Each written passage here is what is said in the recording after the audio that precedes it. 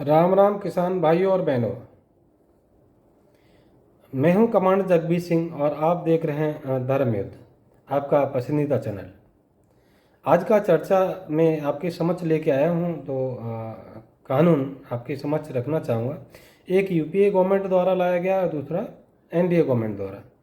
तो आपके समक्ष रखूँगा क्योंकि इसमें काला कानून नामक बहुत हंगामा हुआ था, देश को काफ़ी सारा नुकसान भी हुआ है। तो आप खुद समझें कि कौन सा काला कानून था, किसानों के लिए कौन सा हित में है और कौन सा अहित में, कौन सी चीज़ जानकारी किसानों तक सही गई, कौन सी चीज़ नहीं गई। तो आपकी समझ थोड़ा सा क्रमबद्ध तरीके से रखना चाहूँगा, तो आप खुद समझिए। पहला कानून है एक 1954 में वक्फ बोर्ड एक्ट लेकर के आया गया।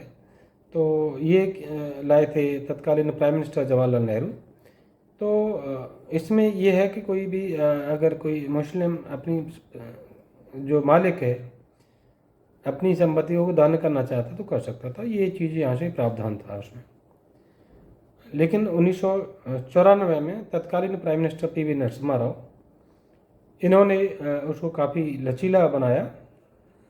जो कांग्रेस और कांग्रेस की सहयोगी पार्टियों द्वारा बिल पास हुआ, उसमें काफ़ी वक्फ बोर्ड को काफ़ी सारी वो दे दी गई पावर्स। तो आप इतना डिस्कशन तो अभी यहाँ पे नहीं कर पाऊँगा। आप अवेलेबल है, लिंक में अवेलेबल है, तो आप देख सकते हैं।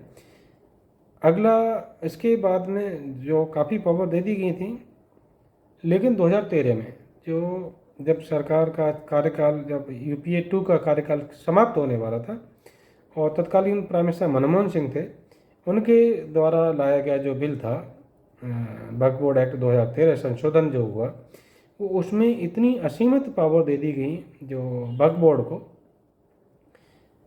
कि किसी भी संपत्ति को वो अपना डिक्लेयर कर सकते हैं और उसमें कोई किसी भी कोर्ट में इसको चैलेंज नहीं किया जा सकता। केवल उन्हीं के सामने जाके गिड़गिड़ा सकते हो कि आपको ये प्रूव करना है कि ये मेरी संपत्ति है, मुझे वापस दे दो, और वो उनका डिसीजन है कि आपको वापस दे दें या नहीं दे दें। कि उन्होंने अगर डिक्लेयर कर दिए तो उनकी प्रॉपर्टी हो गई। तो और जो मनमोहन सिंह है, जो प्राइम मिनिस्टर हैं, वो पश्चिमी पाकिस्तान से, जो अभी फिलहाल जो पाकिस्तान के अंदर है, वहाँ से विस्थापित होकर के आए थे और वहाँ पर जिनकी अपनी सारी संपत्तियाँ सबको चली गई। जब भारत में आकर के शरण मिली और उसके बाद में भारत में यहाँ तक कि उन्होंने प्रधानमंत्री तक का सफ़र भी तय किया। लेकिन उन्होंने जब ये वक्फ बोर्ड एक्ट ऐसा पास कर रहे थे कि उन्होंने ये नहीं समझा कि मैं क्या कर रहा हूँ। तो ये बहुत ही थोड़ा सा अगर देखें तो बहुत ही खतरनाक था। अगर 2014 में वापस अगर यूपीए गवर्नमेंट आ गई होती तो क्या होता। अभी तक का जो जेपीसी में जो डेटा गया है कि 9.5 लाख एकड़ ज़मीन जो है वक्फ बोर्ड जो है हड़प चुका है। 9.5 लाख एकड़ ज़मीन को हड़प चुका है और 133 संपत्तियां जो कांग्रेस सरकार ने वक्फ बोर्ड को दिल्ली में दे दी। तो किसी सरकार को दान करने की, वक्फ बोर्ड को देने के लिए कोई ऐसा अधिकार नहीं था। और 1,33,000 संपत्तियां अकेले उत्तर प्रदेश में वक्फ बोर्ड के पास हैं, जिनके पास में कोई डॉक्यूमेंट नहीं है कि उनके पास वो संपत्तियां आई कैसे। अभी कुछ दिन पहले चर्चा में था 18 गांव जो है वक्फ बोर्ड ने तमिलनाडु में डिक्लेयर कर दी है कि ये वक्फ बोर्ड की प्रॉपर्टी है। 30,000 एकड़ ज़मीन जो है उसमें केरला में वक्फ बोर्ड ने कर दी। अभी फ़िलहाल में कांग्रेस सरकार है कर्नाटक में, और उसमें 1200 एकड़ ज़मीन को दावत ठोक दिया कि ये जो वक्फ बोर्ड की, और वहाँ के किसान परेशान हैं।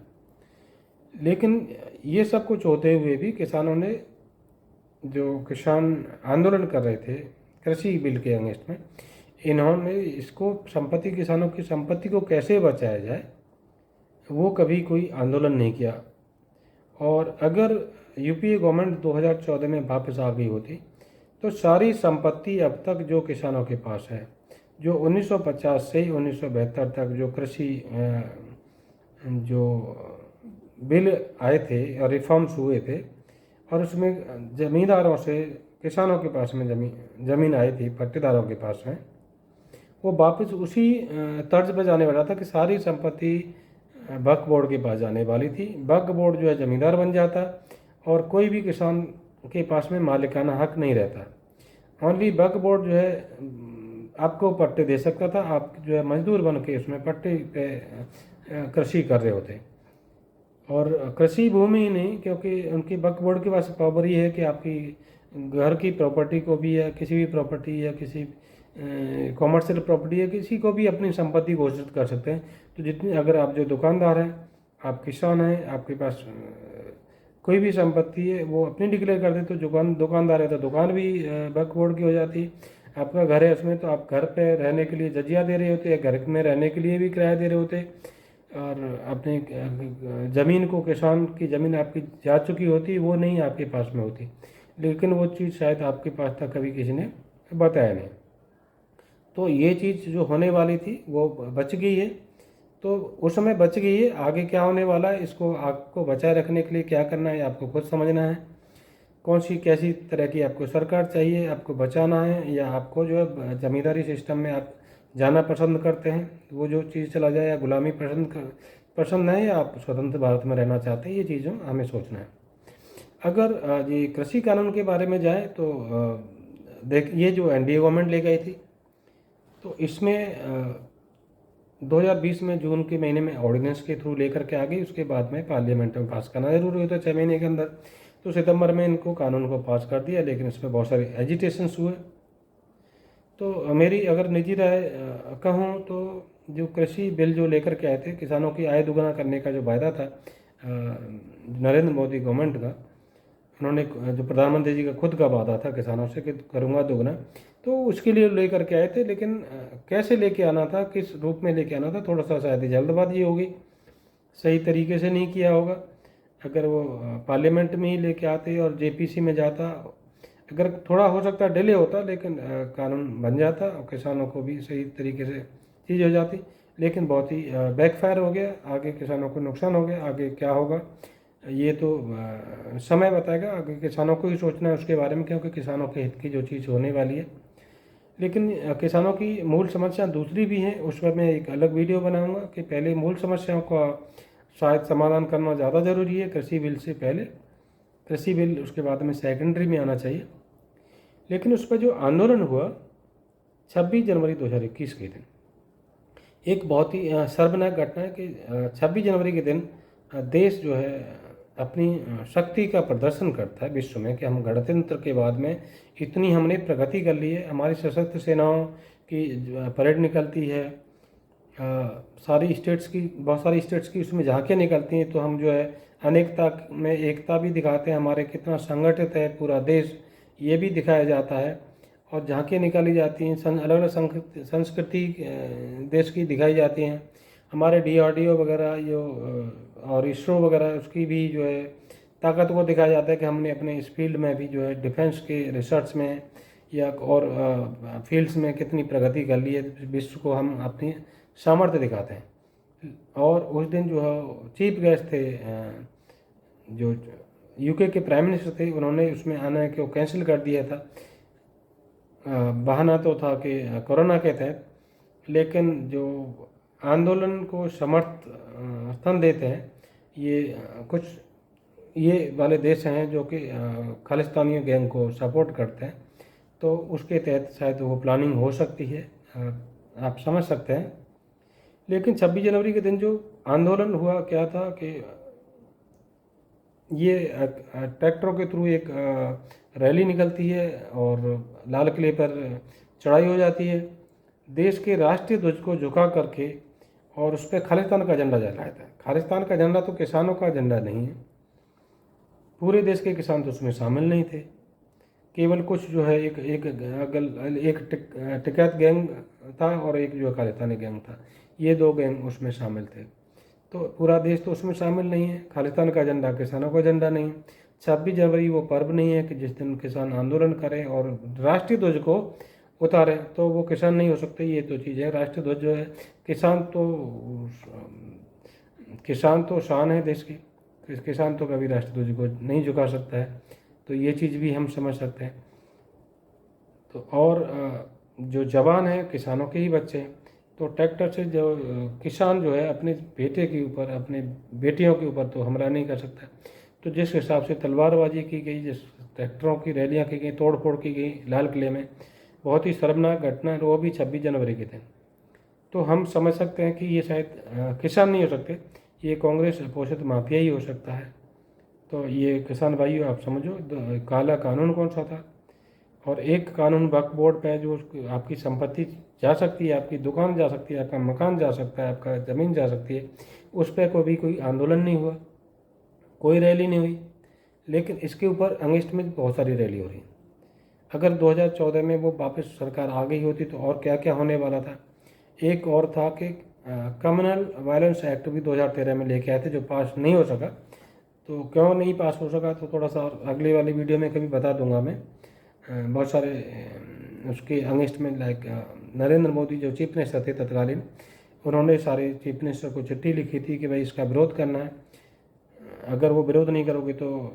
उसमें कम्युनल वायलेंस एक्ट में ये था कि जब भी जो दंगे जो होते हैं, पत्थरबाजी करते हैं जो लोग, करते रहते हैं टाइम टू टाइम, आपके दुर्गा पूजा के टाइम पे और गणेश पूजा के टाइम पे, दिवाली के टाइम पे, दशहरे के टाइम पे, ये चीज़ें पे पत्थरबाजी वगैरह करते हैं तो उसको कम्युनल वायलेंस बोल दिया जाता है।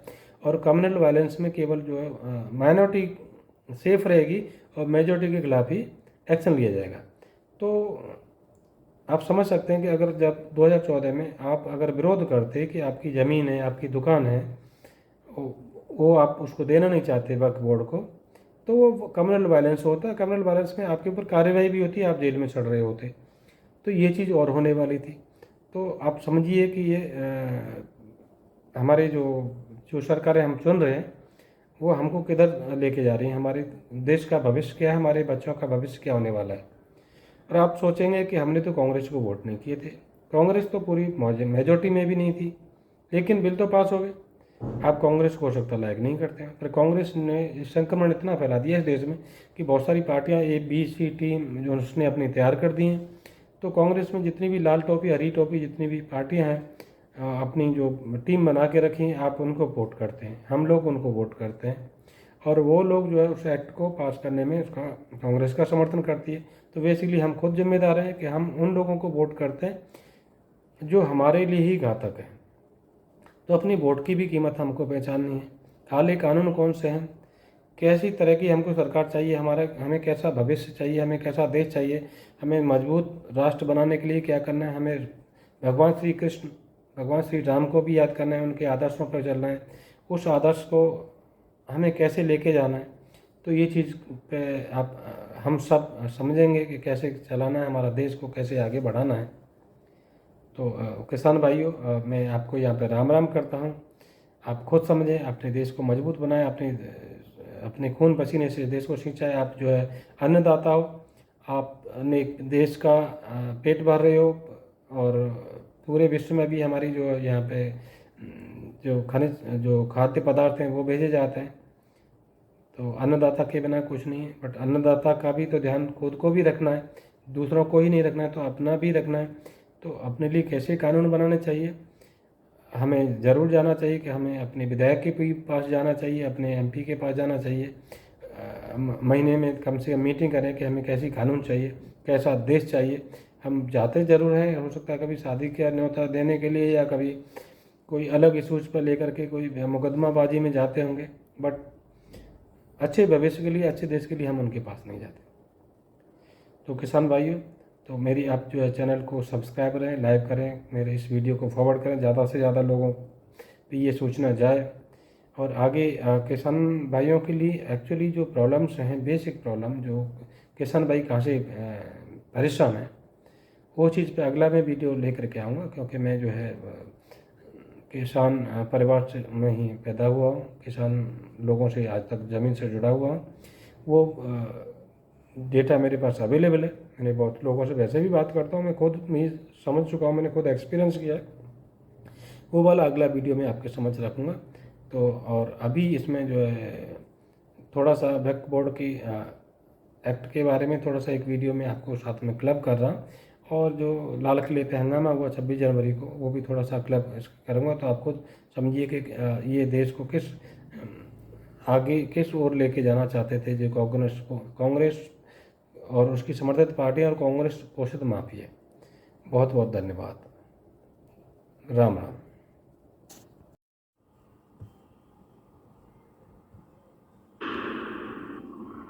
क्या वक्फ बोर्ड किसी भी जमीन पर दावा करके उसे खाली करवा सकता है? ये सवाल इसलिए क्योंकि जब से वक्फ बोर्ड में संशोधन का मामला जेपीसी के पास है, उसके बाद कई जगहों पर वक्फ बोर्ड ने अपना दावा ठोका है। अब कर्नाटक से भी कुछ ऐसा ही मामला सामने आया है, जहां पर वक्फ बोर्ड की मनमानी की वजह से सैकड़ों किसान सड़क पर उतर आए हैं, जिसके बाद कई तरह के सवाल भी सुलग रहे हैं। नमस्कार, सुलगता सवाल देख रहे हैं और मैं हूं आपके साथ दिव्या सिंह। क्यों वक्फ बोर्ड ने ठोका जमीन पर दावा? किसकी है जमीन जिस पर किया दावा? क्या 1200 एकड़ जमीन पर खराब हुई नीयत? कर्नाटक सरकार पर किसने लगाए आरोप? पिछले कुछ महीनों से कर्नाटक की कांग्रेस सरकार लगातार विवादों से घिरी हुई है। मुद्दा घोटाले से लेकर अब वक्फ बोर्ड को लेकर कर्नाटक सरकार सवालों के घेरे में। ऐसे में सवाल ये भी उठ रहा है कि क्या वक्फ बोर्ड की तरह से सनातन बोर्ड भी बनेगा? लेकिन इससे पहले चलिए आपको वक्फ बोर्ड की एक और करतूत से रूबरू करवाते हैं। दरअसल कर्नाटक के विजयपुरा में किसानों की 1200 एकड़ जमीन पर वक्फ बोर्ड ने दावा करके हड़कंप मचा दिया है। वक्फ बोर्ड ने किसानों को नोटिस भी जारी कर दिया है। अब वक्फ बोर्ड की इस नोटिस के बाद सियासी हलचल तेज हो गई है। दरअसल विजयपुरा जिले के होनवाड़ा गांव की 1200 एकड़ जमीन पर शाह अमीनुद्दीन दरगाह ने अपना हक जताया है। स्थानीय तहसीलदार ने जमीन मालिक किसानों को नोटिस भेजकर इसका जवाब भी मांगा। वहीं टिकोटा तालुका स्थित होनवाड़ा गांव के किसानों ने इसकी शिकायत स्थानीय विधायक और कांग्रेस सरकार में मंत्री एमबी पाटिल से की है। मंत्री जमीर अहमद खान के साथ हुई थी बैठक। किसानों ने आरोप लगाया है कि संबंधित अधिकारी इस क्षेत्र को शाह अमीनुद्दीन दरगाह से जुड़ी मुस्लिमों की मजहबी संस्था के रूप में नामित करने की कोशिश कर रहे हैं। तहसीलदार ने नोटिस भेजी है और उसमें पुराने सरकारी रिकॉर्ड का हवाला देते हुए जमीनें वक्फ बोर्ड की बताई गई है। किसानों के मुताबिक राज्य के आवास, वक्फ और अल्पसंख्यक कल्याण विभाग के मंत्री जमीर अहमद खान ने इस महीने की शुरुआत में वक्फ अधिकारियों के साथ बैठक की थी। इस बैठक में वक्फ भूमि पर अतिक्रमण को लेकर चर्चा की गई थी। इन चर्चाओं के बाद अधिकारियों ने अवैध अतिक्रमण को हटाने का प्रयास किया और इसके तहत यह विवादास्पद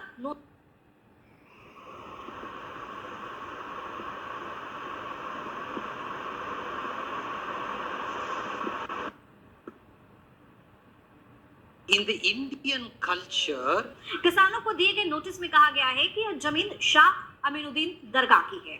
वहीं किसानों का कहना है कि यह दरगाह सदियों से अस्तित्व में नहीं है, जबकि पीढ़ियों से उनके परिवार इन जमीनों के मालिक हैं। लगभग 41 किसानों को नोटिस मिली है और उनसे स्वामित्व का कागज देने के लिए कहा गया है। वक्फ बोर्ड का दावा है कि ये नोटिस 1974 की गजट की घोषणा पर आधारित है। वक्फ बोर्ड के मुताबिक भूमि को राज्य सरकार ने वक्फ संपत्ति के रूप में चिन्हित किया था और इसे गजट में दर्ज किया गया। हालांकि कुछ नोटिस गलती से किसानों को भेज दिए गए। वक्फ बोर्ड के मुताबिक अगर किसानों के पास वैध भूमि रिकॉर्ड है तो वक्फ बोर्ड उनके खिलाफ कोई कार्रवाई नहीं करेगा। बीजेपी ने कांग्रेस सरकार पर लगाए आरोप। वही नोटिस मिलने के बाद किसान तनाव में हैं। किसानों ने बड़े पैमाने पर विरोध प्रदर्शन की चेतावनी दी है। होनवाड़ा के किसानों ने घोषणा की है कि वह अपने अधिकारों की रक्षा के लिए लड़ने के लिए तैयार है। उन्होंने न्याय मिलने तक अपना संघर्ष जारी रखने का संकल्प लिया है। विजयपुरा के किसानों ने मंत्री एमबी पाटिल से मुलाकात के बाद बीजेपी सांसद तेजस्वी सूर्या से भी मुलाकात की।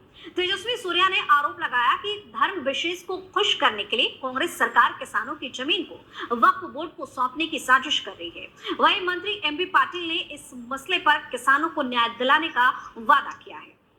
किसानों का शोषण कर रही सरकार। एक किसान ने कहा कि वक्फ बोर्ड राज्य सरकार के साथ मिलकर हम किसानों की जमीन पर कब्जा करने की साजिश कर रहा है। 4 एकड़, 10 एकड़, 5 एकड़ जमीन को अगर वक्फ बोर्ड हड़प लेगा तो किसानों के पास जहर खाने के अलावा कोई और विकल्प नहीं बचेगा। भीख मांग कर खाना पड़ेगा। बच्चों की शादी कैसे करेंगे? हमारी जमीन के कागज को लेकर लोन लेने बैंक जाएंगे तो बैंक वाले कहेंगे कि वक्फ बोर्ड से एनओसी लाओ तभी लोन देंगे। ये कैसे संभव होगा? ये सरकार हम किसानों का बहुत शोषण कर रही है। इस अन्याय को हम सहन नहीं कर सकते। किसानों ने दी आत्महत्या की धमकी। एक और किसान ने कहा कि दस्तावेजों और पहले भेजे गए नोटिस में आज तक कभी भी वक्फ बोर्ड का नाम नहीं लिया गया, लेकिन जब से मंत्री जमीर यहां पर आकर गए उसके अगले दिन ही डीसी ने वक्फ बोर्ड के नाम से नोटिस भेज दिया। ये नोटिस किसानों के लिए आघातकारी गनीमत है कि अब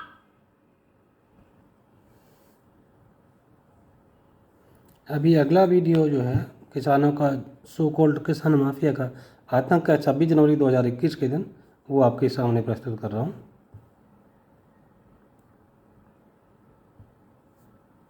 जैसे ट्रैक्टर चढ़ा दिए।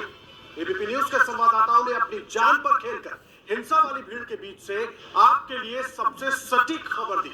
आप भी देखिए किसानों के अराजक आंदोलन के बीच से एबीपी न्यूज रिपोर्टरों की आंखों देखी।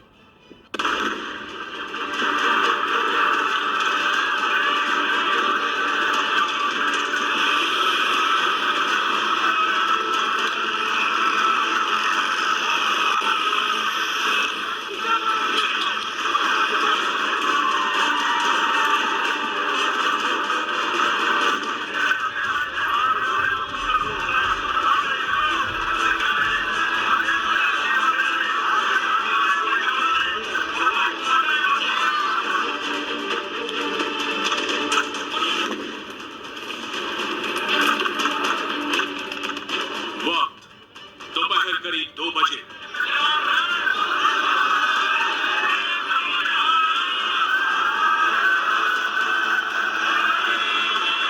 दशकों से देश और दिल्ली की पहचान रहे लाल किले की ये तस्वीरें जैसे ही सामने आई, पूरा देश हैरान रह गया।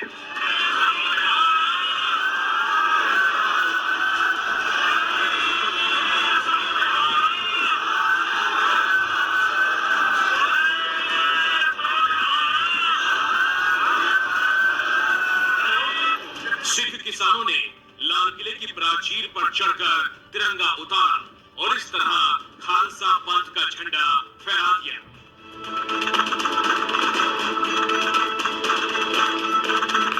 ट्रैक्टरों में भरकर, मोटरसाइकिल में भरकर लोग यहाँ पर पहुंच रहे थे और हजारों की संख्या में लोग यहाँ पर जमा हो चुके हैं और इन्हें देखकर ऐसा नहीं लग रहा कि इनकी लौट जाने की मंशा है।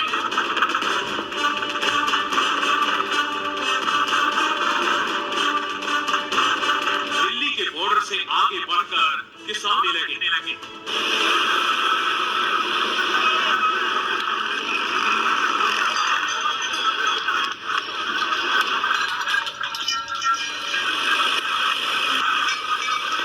दिल्ली के सड़कों पर हुड़दंग मचाए जाने लगा।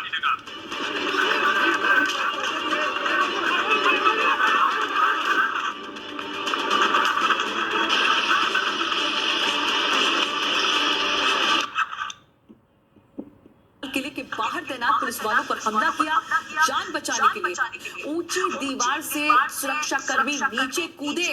आप देखिए तस्वीरें मैं आपको दिखाती हूँ कि कैसे सुरक्षा कर्मियों पर ट्रैक्टर चढ़ाने की कोशिश की गई थी, फिर भी सुरक्षा बल संयम से काम लेते दिखे। जान बचाने के लिए ऊंची दीवार से नीचे कूदने लगे। अब सोचिए कि आज परीक्षा थी इन सुरक्षा बलों की कि बिना किसी को चोट पहुंचाए इन उपद्रवियों को संयमित करने के लिए खुद संयमित रहे। लेकिन सोचिए अगर एक भी ट्रैक्टर से किसी जवान पर किसी तरह का हमला और किसी तरह का नुकसान होता तो जवाबदेही कौन लेता। लेकिन आज की तस्वीरें सचमुच शर्मनाक है, सचमुच शर्मनाक। देश की आन बान शान गणतंत्र की दिवस के दिन इन्होंने जानबूझकर इस तरह का षड्यंत्र रचा। तस्वीरें देखिए, एक तरफ आपको हैरान करेगी तस्वीरें जहां जो लोग इन्हें रोक रहे थे पुलिस वालों पर हमला किया। ये पुलिस वाले लाल किले के बाहर इनसे जान बचाते दिखे, ऊंची दीवारों से नीचे कूदने लगे सुरक्षा कर्मी। तस्वीरों में देखिए कैसे इन्होंने सुरक्षा कर्मियों पर ट्रैक्टर चढ़ाने की कोशिश की। बड़ी रक्षा करनी, क्योंकि ये खान को लाल किले की प्राचीर पर चढ़ने की जरूरत क्या पड़ी, लेकिन इन्होंने जानबूझकर इस षड्यंत्र को रचा। सोचिए